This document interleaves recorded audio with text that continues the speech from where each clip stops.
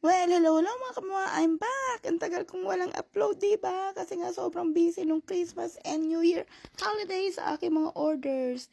Ito naman ang cake. Actually, nilimit ko na nga yung mga tanggap kong orders kasi may pasok pa ako. Alangan na yan kasi talaga yung araw ng Pasko at New Year. Po, syempre, iniisip ko din tong cake na to, January 4 to kailangan. Kaya matinding time management ang ginawa ko dito. Sobrang nakakalurky ang schedule ko. So, ayan, ginawa ko to January 1, January 2. Hindi kasi siya madaling gawin, no? First time ko gumamit itong gum paste. So, kailangan ko siyang ihang doon para matuyo agad. As always, first time for everything talaga. So, let's recreate this cake into this!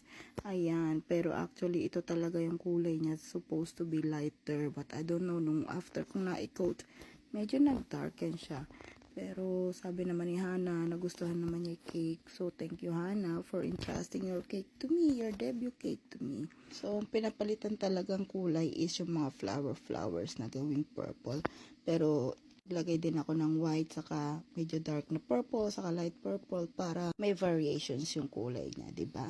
So, ayan, syempre, hindi pwedeng walang help ng aking Jowa X. Ayan, siya ang natoka dyan sa cake box. Ayan.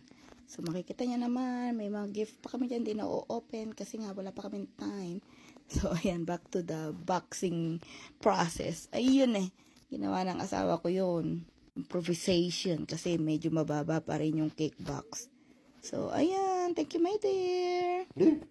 Galing mo. So, thank you all for watching. I love you all.